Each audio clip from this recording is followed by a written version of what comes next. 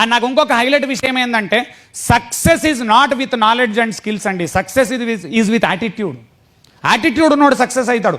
దానికి open example చెప్పన్నా, మా ఫ్రెండ్ రాజేందర్ రెడ్డి ఆయన కొడుకు, వాడు గ్రేట్ స్టూడెంట్ కాదండి అరోరా డిగ్రీ కాలేజ్లో, he is a decent pass out అంతే నార్మల్గా. కానీ గమ్మత్తైన విషయం తెలుసా, మంచిర్యాల మొట్టమొదటి ఆడి నడిపినోడు వాడు.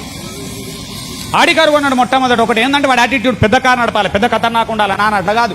యాటిట్యూడ్ వేరు, స్కిల్స్ వేరు. మేమేమో టాపర్స్, ఎంసీఏ టాపర్సు, వాడు మామూలుగా పాస్ అయిపోయాడు.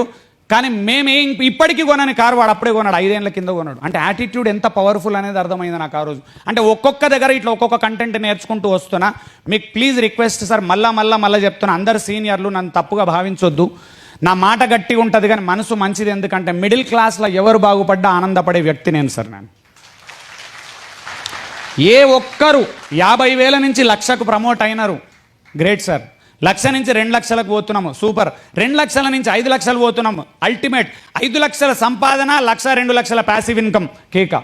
ఇట్లాంటి ఆశలు ఆశయాలు పెట్టుకుంటే మాత్రం మీకు మళ్ళీ ఇక్కడ కూర్చున్న వాళ్ళందరికీ చెప్పగలుగుతా నేను, మిమ్మల్ని మించిన సేల్స్ వాళ్ళు లేరని కాన్ఫిడెన్స్ ఎంత అయితే ఉందో 1 ఇయర్ టైంలో మీ ఇన్కమ్ అందరూ డబల్ చేసుకునే స్కోప్ ఉంటుందండి. 3 నెలల నుంచి 1 ఇయర్ టైంలో ఇవాళ ఛాలెంజ్ పెట్టుకోండి, నా ఇన్కమ్ డబల్ చేసుకుంటా, నా ఇన్కమ్ డబల్ చేసుకుంటా, నా ఇన్కమ్ డబల్ చేసుకుంటా, నా ఇన్కమ్ డబల్ చేస్తా.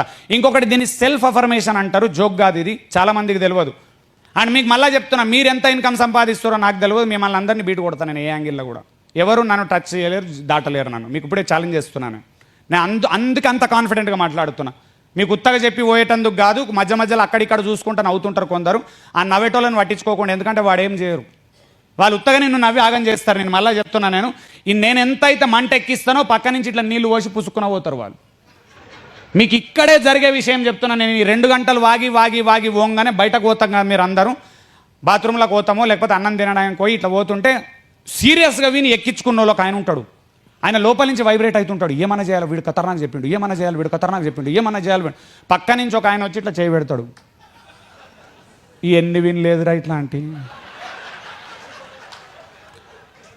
వాడికి ఒర్రెతందుకు పైసలు ఇచ్చిర్రు, మనకేమొస్తుంది.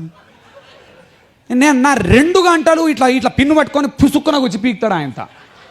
అట్లాంటి దరిద్రుడు నీ పక్కన ఉన్నంత కాలం నువ్వు బాగుపడవు. మీకు ఛాలెంజ్ చేస్తున్నాను. నువ్వు మీకు మళ్ళా చెప్తున్నా, హల్లా కూర్చున్న వాళ్ళందరికీ, నా మాట వింటవా వినవా అనేది రాత్రి పోయి నువ్వు ఆలోచించుకో, కానీ పక్కన మాట వినకు. నా మాట వినకు, వదిలేయి.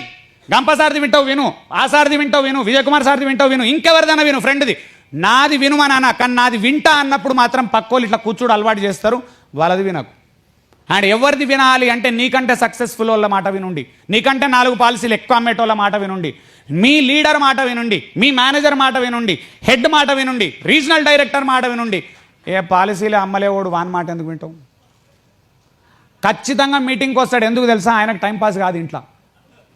ఎందుకు ఇంట్లో ఉత్తా కూర్చుంటే పెళ్ళాం తిడుతుంది ఆయన ఇక్కడికి వస్తాడు, ఇక్కడికి వచ్చి నిన్ను ఇట్లా కూర్చిపోతాడు. అట్లాంటి వాళ్ళ మాట అసలే వినకండి. ఎందుకంటే 20% of the people 80% of the sales చేస్తారు. అలా కూర్చొని 500 మందిలో కూడా రూల్ అదే, 20% ఆఫ్ ది పీపుల్ 80% సేల్స్ చేస్తారు, 80% ఆఫ్ ది పీపుల్ 20% సేల్స్ చేస్తారు. మరి ఆ 80% వాళ్ళు జోకులు వేస్తుంటారు, నగరాలు కొడతారు, టైంపాస్ చేస్తారు. ఇది ఎక్కడైనా కామన్ సార్ ప్రపంచంలో. ఈ ప్రపంచం మొత్తంలో ఇదే కామన్ చూసినా నేను.